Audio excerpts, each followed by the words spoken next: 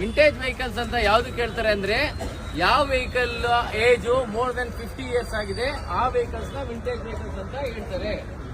ನೀವೆಲ್ಲರೂ vehicles lovers, ನಿಮ್ ಹಳೆ ಗಾಡಿಗಳಂದ್ರೆ ತುಂಬಾ ಇಷ್ಟ ಇದೆ, ತುಂಬಾ ಇಷ್ಟಪಡ್ತೀರಾ.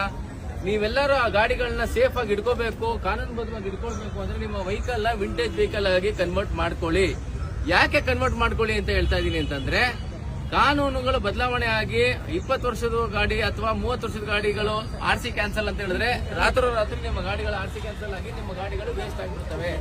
ಅದಾಗಬಾರ್ದು ಅಂದ್ರೆ ಯಾವ್ಯಾವ ಗಾಡಿಗಳು 50 ವರ್ಷ ಆಗಿದೆ, ನೀವೆಲ್ಲರೂ 50 ವರ್ಷ ಆಗಿರೋ ಗಾಡಿಗಳನ್ನ ವಿಂಟೇಜ್ ವೆಹಿಕಲ್ಸ್ ಅಂತ ಮಾಡ್ಕೊಳ್ಳಿ. ವಿಂಟೇಜ್ ವೆಹಿಕಲ್ಸ್ ಮಾಡ್ಕೊಂಡ್ರೆ ಇನ್ನೊಂದು ಅಡ್ವಾಂಟೇಜ್ ಏನಂದ್ರೆ ಅದು ರಿನ್ಯೂವಲ್ 10 ವರ್ಷಕ್ಕೊಂದ್ಸಲ, ಬೇರೆ ವೆಹಿಕಲ್ 5 ವರ್ಷಕ್ಕೊಂದ್ಸಲ, ವಿಂಟೇಜ್ ವೆಹಿಕಲ್ 10 ವರ್ಷಕ್ಕೊಂದ್ಸಲ. ಆದ್ರಿಂದ ನಿಮ್ಗೆ ಒಂದು ಹೊಸ ರಕ್ಷಣೆ ಸಿಗುತ್ತೆ. ನಿಮ್ಮ ಪ್ರೀತಿಯ ಗಾಡಿನ ನೀವು ಕೊನೆವರೆಗೂ ನೀವು ಅದನ್ನ ಕಾಪಾಡ್ಕೋಬಹುದು, ಮತ್ತೆ ಅದರ ಬೆಲೆ ಕೂಡ ಜಾಸ್ತಿ ಆಗ್ತದೆ. ಆದ್ರಿಂದ ಎಲ್ಲರೂ ಸಾಧ್ಯವಾದ ಮಟ್ಟಿಗೆ 50 ವರ್ಷ ಆಗಿರೋ ವಾಹನಗಳೆಲ್ಲ ಕೂಡ ನೀವು ನಿಮ್ಮ ವಾಹನಗಳನ್ನ ವಿಂಟೇಜ್ ವಾಹನವನ್ನಾಗಿ ಪರಿವರ್ತನೆ ಮಾಡಿಕೊಂಡು ನೀವು ಸಂತೋಷವಾಗಿ ಇರಿ. ಓಕೆನಾ?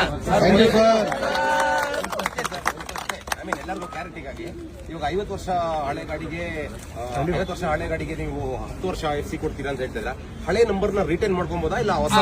ಅದು ಸದ್ಯಕ್ಕೆ ಇನ್ನೂ ಚರ್ಚೆಯಲ್ಲಿದೆ.